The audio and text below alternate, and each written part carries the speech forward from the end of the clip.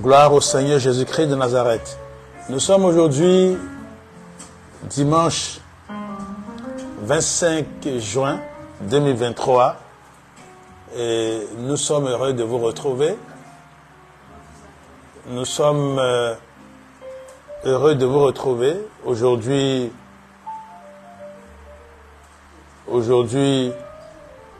dimanche 25 juin 2023. Je vous salue tous, je vous salue toutes. Je dis shalom à toutes, je dis shalom à tous. Demeurez en communion avec Christ, comme vents et marées. Demeurez en communion avec Christ, contre vents et marées. Tel est le thème de notre enseignement ce matin. L'expression vents et marées signifie malgré toutes les difficultés. Nous apprenons que cette locution, qui remonte à la première moitié du XVIIe siècle, a été empruntée au vocabulaire de la marine. C'est-à-dire la navigation n'était pas vraiment aisée avant. Et donc, cette expression signifie que les marins bravaient les obstacles naturels que sont le vent et les marées contraires pour faire avancer leur bateau lorsqu'ils étaient en mer. Cette expression est une métaphore qui symbolise la persévérance d'une personne qui brave les difficultés pour parvenir à ses fins, pour atteindre ses objectifs. Donc ce matin, le thème que nous abordons est le suivant: demeurer en communion avec Christ contre vents et marées, malgré toutes les difficultés qu'on peut rencontrer. Nous lisons pour cela Philippiens chapitre 4, du verset 4 au verset 7 et le verset 13. Lisons donc ensemble Philippiens chapitre 4, du verset 4 au verset 7.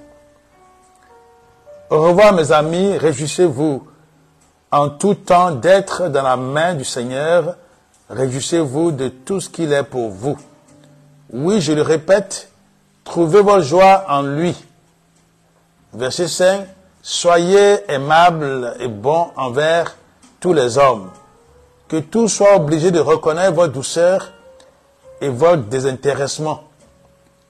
Rappelez-vous que le Seigneur est proche. Verset 6, n'entretenez aucun souci. N'entretenez aucun souci. En toute situation, exposez vos besoins et vos souhaits à Dieu, en les lui faisant connaître dans vos prières. Intercédez avec confiance en les lui faisant connaître dans vos prières. Intercédez avec confiance et sérieux. Intercédez avec confiance et sérieux. Exposez vos requêtes avec précision, sans oublier d'exprimer aussi votre reconnaissance. Verset 7. Alors, la paix de Dieu qui surpasse toute intelligence gardera votre cœur et vos pensées et les maintiendra dans la communion et sous la protection du Christ Jésus. Nous ajoutons à cela le verset 13. Donc toujours Philippiens chapitre 4, le verset 13. Il est dit, je peux tout dans la communion de celui qui est la source de ma force. Je peux tout dans la communion de celui qui est la source de ma force. Ce qui est rendu dans le second par je peux tout par celui qui me fortifie. Se réjouir dans le Seigneur en tout temps. Se réjouir d'être dans la main du Seigneur. Alors, on peut se poser la question suivante: comment entretenir cela? Comment se réjouir? Comment se réjouir alors qu'on fait face sans doute à des difficultés, à des problèmes? Dans 1 Pierre, le chapitre 5. 1 Pierre, le chapitre 5 et le verset 7. 1 Pierre, chapitre 5, verset 7. il est dit, une fois pour toutes, déchargez-vous sur lui, déchargez-vous sur Christ Jésus de tous vos soucis, car il vous a pris en charge. Une fois pour toutes, déchargez-vous sur Christ Jésus de tous vos soucis, car il vous a pris en charge. Dans le verset suivant, nous lisons, ne vous laissez pas distraire, soyez vigilants. Votre adversaire, le diable, rôde autour de vous comme un lion rugissant. Il cherche quelqu'un qui se laissera dévorer. Opposez-vous à lui avec une foi inébranlable. Il y a beaucoup de soucis, de difficultés, de problèmes qui peuvent parcourir nos pensées, qui peuvent parcourir nos sentiments, notre cœur. Et lorsqu'on est face au quotidien de la vie, qui est fait de soucis, de problèmes, de difficultés, d'adversité, très souvent on oublie le Seigneur Jésus-Christ. On oublie qu'il nous a pris en charge à la croix de Golgotha. On oublie qu'il est celui qui intercède en nos faveurs et qui nous a donné l'Esprit Saint, qui nous a revêtus de son Esprit Saint, qu'il a placé son Esprit Saint en nous, qui nous prend en charge dans la prière. On oublie ces choses parce que l'ennemi cherche qui dévorer. Il cherche à dévorer la foi de quelqu'un. Il cherche à précipiter quelqu'un dans l'incrédulité, dans le doute, et à en finir avec lui. Oui, c'est ce qui se passe. De sorte que la tristesse envahit le cœur. Or ici, dans ce que nous venons de lire, il est dit, qu'importe la réalité que nous vivons. En d'autres termes, ce que ça veut dire, qu'importe la réalité que tu vis. Qu'importe la réalité que tu vis, parce que cette réalité ne reflète pas toujours la vérité. Elle n'est pas toujours conforme à la vérité. La réalité n'est pas conforme à la vérité. D'autant plus que l'homme regarde à ce qui frappe les yeux et considère ce qui est apparent. Il oublie qu'il y a un Dieu tout-puissant qui transforme toutes choses.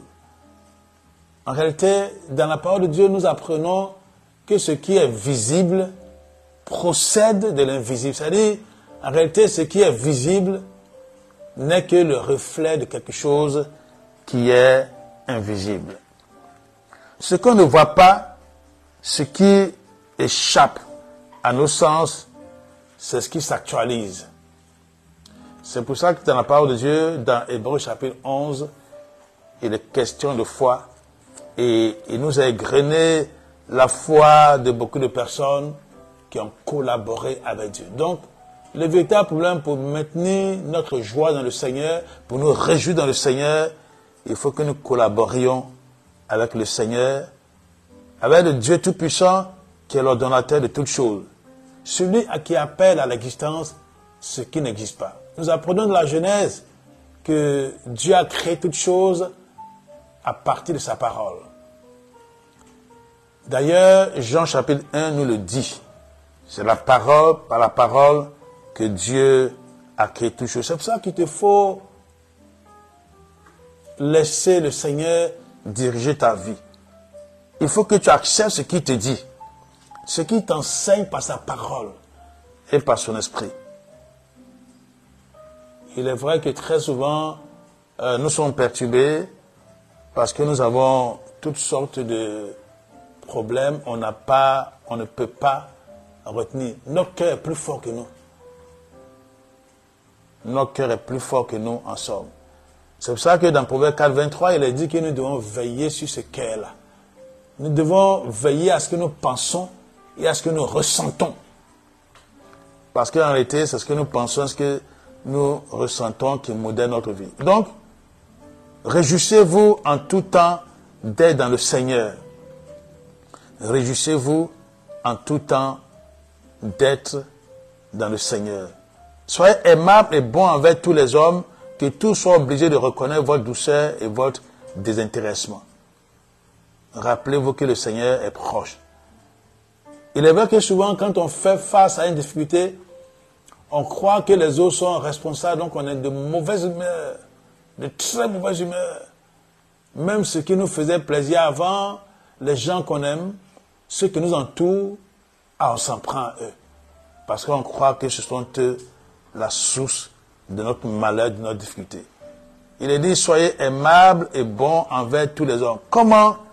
Tout de suite, après avoir dit, réjouissez-vous d'être dans la main du Seigneur, je le répète, réjouissez-vous. On vient dire, soyez aimables et bons envers tous les hommes, que tous soient obligés de reconnaître vos douceurs et vos désintéressants. C'est parce que quand on fait face à des problèmes, on est énervé. Oui, tout énerve. On dit, mais celui-là, mais il raconte quoi? Je n'ai pas d'argent ce matin. Ou bien, je ne me sens pas bien.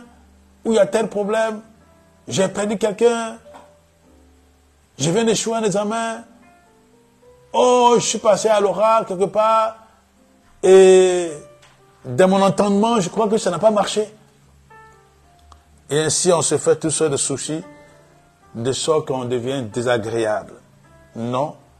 La parole de Dieu nous dit ici que nous devons reconnaître que Jésus-Christ là, il nous a déjà pris en charge. 1 Pierre 5,7. Et c'est pour cela que nous devons nous décharger sur lui de tout nous. C'est vrai que le cœur ne nous laissera pas tranquille.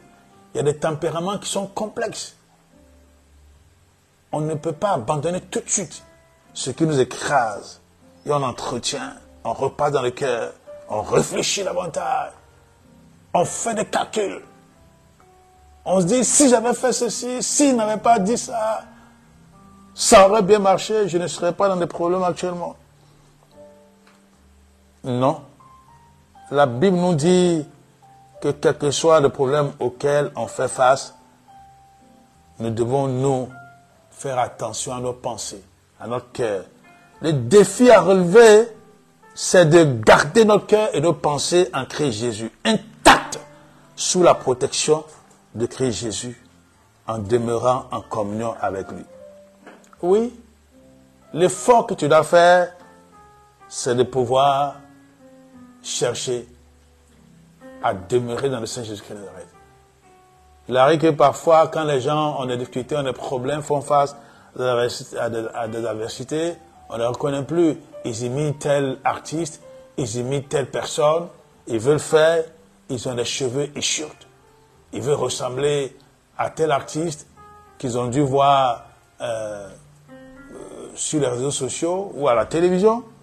Mais ce que tu dois savoir, ton habillement, ta coiffure, tes paroles sont le reflet de tes pensées, de ton cœur. Donc tu comprends? Quand le Seigneur dit de te réjouir, là, en tout temps, quel que soit le moment, quel que soit ce qui arrive, il faut qu'on sache, on voit par ta coiffure, par ton habillement, que vraiment tu appartiens à Christ. Si tes pensées, si ton cœur ne sont pas agréables à Dieu et aux hommes, cela signifie que tu es perturbé, que tu te cherches, comme on le dit. Ressaisis-toi et repens-toi, renonce à ce qui n'est pas à sa gloire. Vous savez, il y a des polémiques qui parcourent la société ivoirienne ces temps-ci, ces jours-ci. Mais très souvent, les chrétiens ne veulent pas se laisser instruire par l'histoire. Rappelez-vous comment des églises ont fini dans le décor. C'est parce qu'elles ont toléré des choses qui venaient du monde. On s'est dit non, bon, de toute façon, ça va aller. Quand il sera dans l'église, il va grandir. Quand il sera dans l'église, il va abandonner tout. Mais si la personne ne montre pas par son comportement qu'il changera, c'est vous qui allez changer par votre ambiance. La parole de Dieu dit que l'enfant montre par son comportement s'il sera bon, s'il sera quelqu'un de bien dans la société. Et nous devons aussi apprendre à éduquer quelqu'un afin qu'il soit sincère, qu'il ne contamine pas les gens. Lorsque la voie, parce que c'est comme ça, on appelait le chemin de Christ, on appelait ça la voie, Lorsque la voix avait été tolérée au IVe siècle par l'empereur Constantin, on a admis dans l'église toutes sortes de personnes, des ramassis de personnes, des gens qui avaient leur Dieu, qui adoraient leur Dieu. De sorte que chemin faisant, on a été obligé de légitimer cette divinité païenne. On a accordé la nature divine. Il faut donc comprendre que les tendances qu'on prend, nos raisonnements, parce que parfois on se dit qu'on est intellectuel ou qu'on est artiste, on raisonne d'une certaine manière. Non, nous, c'est notre manière de faire. Non, il n'y a pas de manière de faire, mon ami. Ta manière de faire doit être celle de Christ. Ayez les mêmes pensées qui étaient en Jésus-Christ de Nazareth. C'est ce que la Bible nous recommande. Donc, il faut que tu comprennes et que tu saches que tu dois te réjouir en tout temps d'être dans la main du Seigneur. Ça veut dire que tu n'as pas à prendre d'options qui ne sont pas admises par le Seigneur, qui ne sont pas agréables au Seigneur Jésus-Christ de Nazareth. Et parce que tu te dis que si tu ne fais pas ceci, cela, on va simplement te dégommer. Ou bien t'arracher le privilège que tu as. 1 Timothée 4,7, la piété, l'amour de Dieu, l'appartenance à Jésus-Christ de Nazareth, à les promesses de la vie présente et à celle aussi de la vie à venir. Est-ce que tu es prêt à relever le défi? Réjouis-toi où que ce soit, à tout moment. Et pour toute chose, apporte à Dieu le Père l'hommage de ta reconnaissance au nom du Seigneur Jésus-Christ de Nazareth. Nous lisons ça dans Éphésiens chapitre 5, le verset 20. Éphésiens chapitre 5, verset 20, nous allons prendre ensemble. Donc, comment nous réjouir en tout temps d'appartenir au Seigneur? Nous lisons justement Éphésiens chapitre 5, verset 17 à 20. Comment nous devons maintenir notre joie dans le Seigneur? Comment nous devons nous réjouir dans le Seigneur, comme Paul le dit dans Philippiens 4, 4. Nous allons peut-être commencer à lire à partir du verset 15, mais ce que nous allons considérer véritablement, c'est le verset 20 notamment. Éphésiens chapitre 5, verset 15. Veillez avec un soin tout particulier à votre manière de vivre. Agissez avec la conscience de votre responsabilité.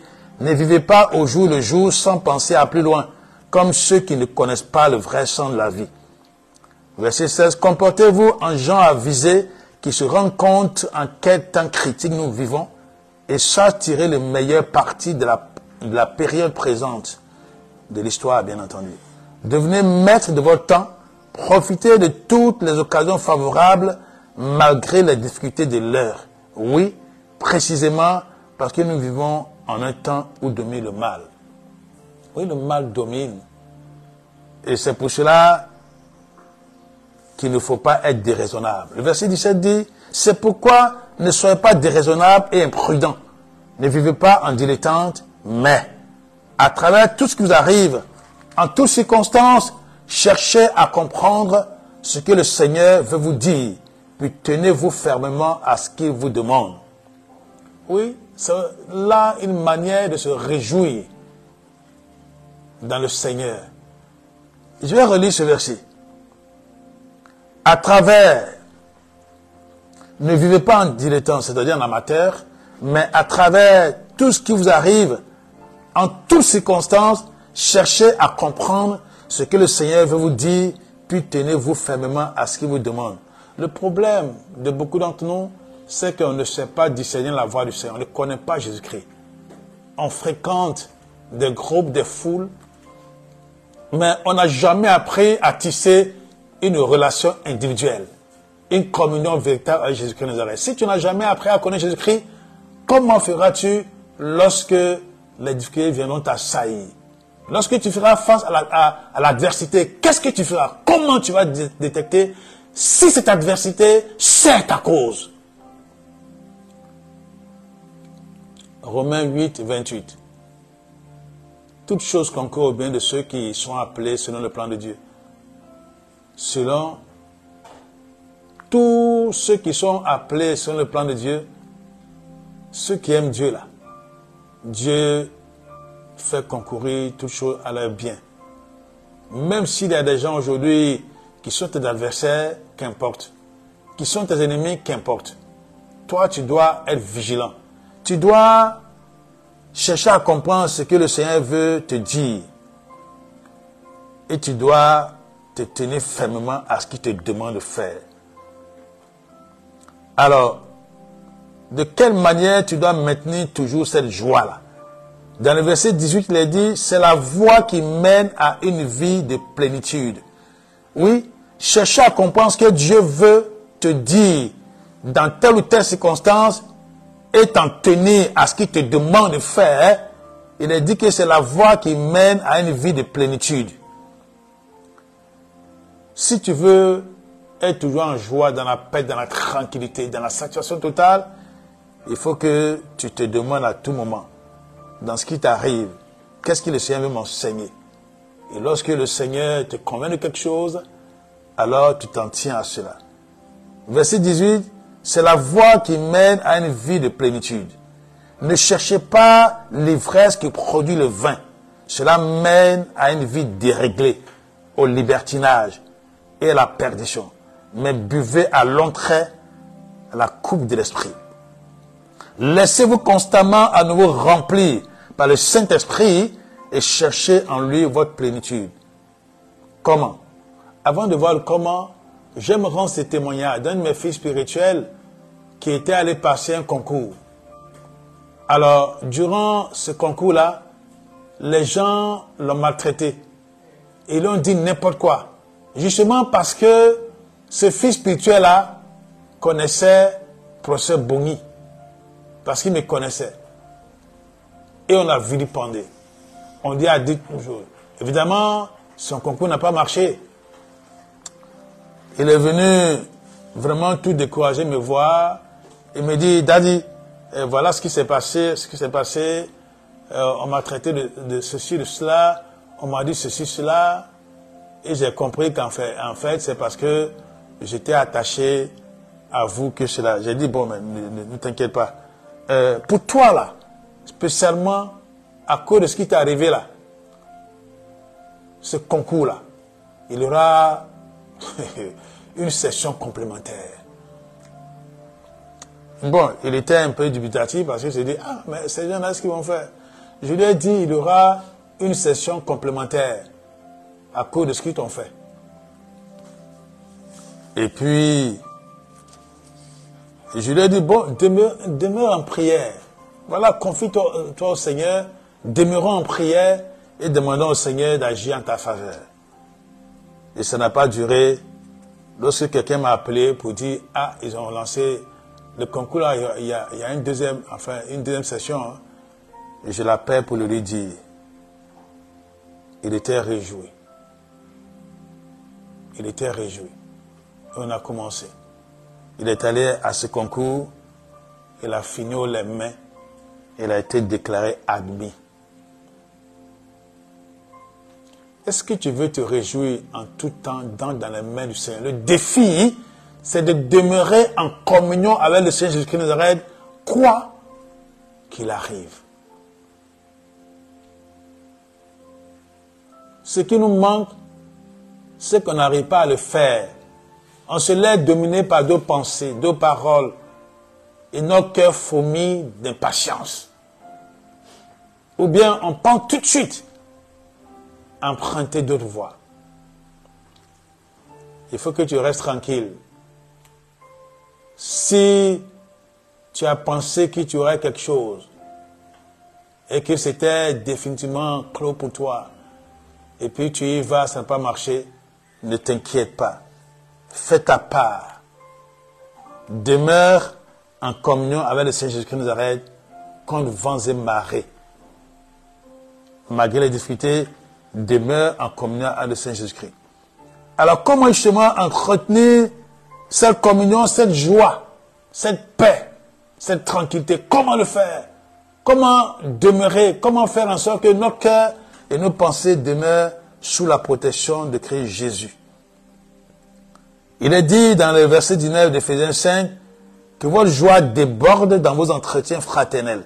Ça veut dire qu'il y a des entretiens fraternels que tu dois initier. Si tu as abandonné ces entretiens fraternels-là, il faut les activer. Oui. Que votre joie déborde dans vos entretiens fraternels, qu'elle s'exprime par le chant des psaumes, d'hymnes et de cantiques inspirés. Oui. Il est dit d'hymnes et de cantiques inspirés. Inspirés du Saint-Esprit, hein. Voilà. Ce n'est pas que vous avez entendu une mélodie qui vous plaît et puis vous venez la plaquer avec des paroles d'évangile.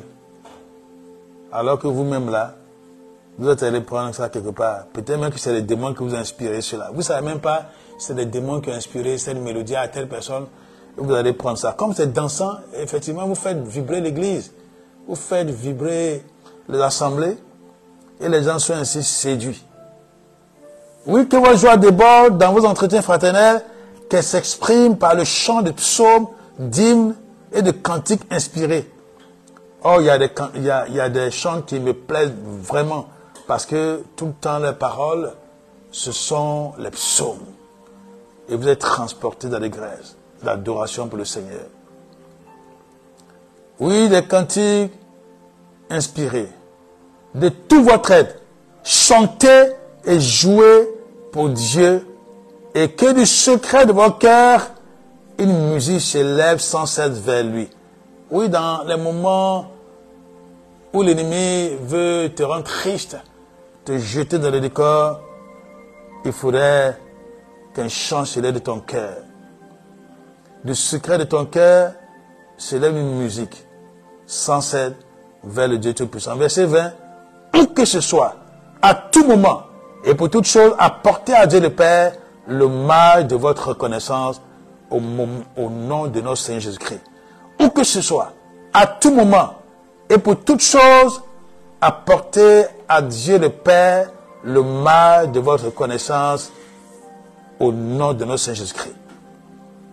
Il n'est pas dit, lorsque tu as mangé un bon plat d'attiqué, un bon plat de foutou, de tchèp, de clé, je ne sais quoi.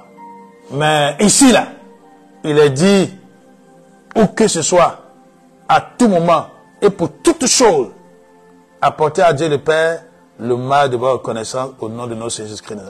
C'est-à-dire que s'il y a eu un échec, bon, il faut que tu as... Si quelqu'un t'a volé l'argent, si quelqu'un a pris ton portefeuille, il faut que tu puisses louer le Seigneur. Ah, il faut exprimer ta reconnaissance au Seigneur. C'est pas moi qui le dis, hein. Il faut l'expérimenter. Il y a quelqu'un qui a écrit « Béni sois-tu, prison ». Parce que dans la prison, les choses extraordinaires sont passées. Paul et Silas s'étaient enfermés.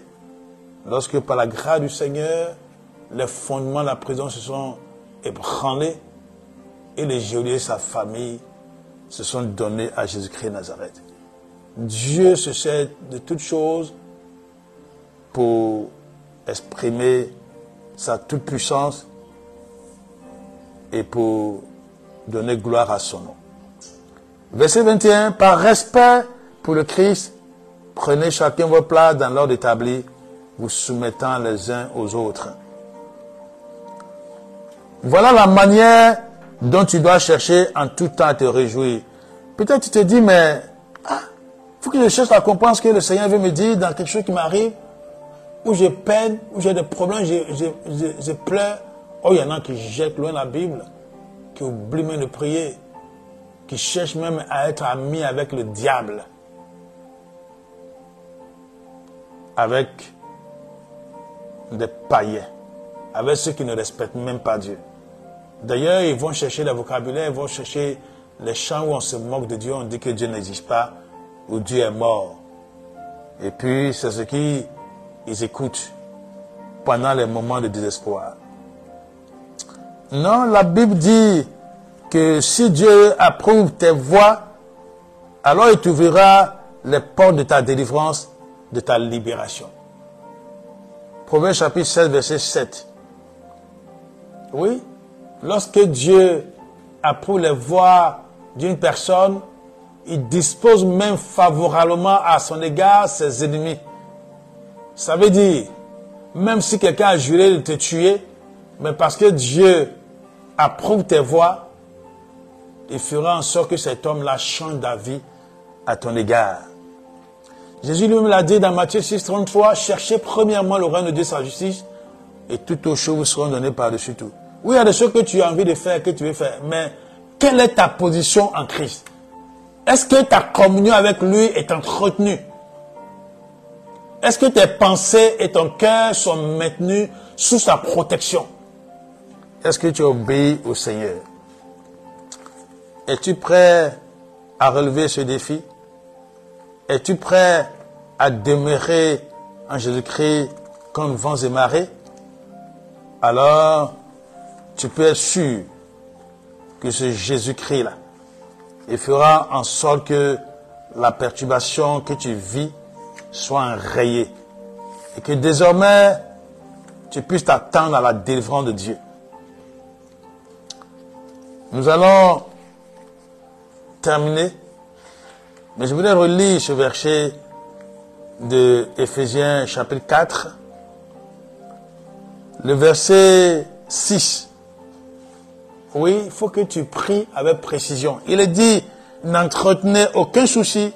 En toute situation, exposez vos besoins et vos souhaits à Dieu. En les lui faisant connaître dans vos prières. Intercédez avec confiance et sérieux. Exposez vos requêtes avec précision, sans oublier d'exprimer aussi vos reconnaissances. Alors, c'est lorsque tu auras confié tes problèmes, tes difficultés avec précision au Seigneur, c'est lorsque tu auras fait ça. Philippiens chapitre 4, je viens de lire le verset 6. N'entretenez aucun souci, en toutes circonstances, en toute situation, exposez vos besoins et vos souhaits à Dieu, en les lui faisant connaître dans vos prières. Intercédez avec confiance et sérieux, exposez vos requêtes avec précision, sans oublier d'exprimer aussi votre reconnaissance. Alors, la paix de Dieu qui surpasse toute intelligence gardera votre cœur et vos pensées et les maintiendra dans la communion et sous la protection de Christ Jésus. Si tu es troublé face à un problème, c'est parce que tu évites, j'allais dire, en guillemets, de le confier au Seigneur. Ou tu es troublé. Parce que comme on le dit dans le jargon populaire, tu ne sais à quel saint te vouer. Mais parce que le Dieu Tout-Puissant qui te dit qu'il a pris tes problèmes en charge, tu refuses d'accepter ces paroles-là. Et tu veux, toi seul, porter ces charges qui t'écrasent. Non. Il faut que tu acceptes de pouvoir examiner ce que Dieu veut te faire comprendre. Comme nous avons lu dans Éphésiens 5, dans ce qui t'arrive, il faut examiner ce qu'il veut te dire. Et tiens-toi à ce qu'il t'a dit. Et ce qu'il t'a dit, là, il faut que tu le lui confies avec précision. Si Dieu t'amène à te repentir, pour telle chose, il faut te repentir. Si t'amène à renoncer à telle chose, il faut le faire. Il ne faut pas que ton cœur soit endurci. Il ne faut pas que tu restes là, que tu murmures. Si tu le fais, tu ne connaîtras pas la solution. Si tu le fais, tu ne connaîtras pas le bonheur parce que tu te condamnes toi-même à souffrir, à t'écraser par les soucis. Non, il faut que tes pensées et ton cœur soient maintenus dans la communion avec le Seigneur Jésus-Christ et sous sa protection. Fais-le, expérimente-le et tu verras la gloire de Dieu. Amen. Nous allons prier. Il faut que tu demandes au Seigneur de t'aider à te réjouir en tout temps d'être dans le creux de ses mains. Parce que c'est dans cette position que se trouve ton salut. Demeurer dans la main de Jésus-Christ de Nazareth. Demeurer en communion avec lui. Et faire en sorte que tes pensées et ton cœur soient maintenus sous sa protection. Et dans tout ce qui t'arrive, il faut que tu regardes à lui. que tu lui demandes de t'expliquer ce que tu vis, ce qui t'arrive. Père Céleste, je veux prier pour cette parole que nous venons d'entendre, qu'elle puisse s'enraciner dans nos cœurs. Ces cœurs qui doivent être maintenus en communion avec toi, quelque chose qui arrive. Et ces pensées, nos sentiments qui doivent être maintenus sous ta protection. Je prie pour quelqu'un qui est troublé, parce qu'il passe par des moments difficiles et il ne sait pas ce qui lui arrive. Donne-lui le courage de prier. Donne-lui le courage de regarder à toi. Donne-lui le courage de s'examiner en ta présence et qu'il s'en tienne à ce que tu lui dis. Donne-lui de pouvoir s'humilier et d'accepter de se repentir, d'accepter de renoncer à ce qui n'est pas agréable à Dieu. Et qu'ainsi, il te mette à l'épreuve. Oui, Seigneur, apprends-nous à demeurer en toi comme vents et marées, pour que ta gloire éclate dans nos vies, pour notre bonheur, au nom de Jésus-Christ. Amen.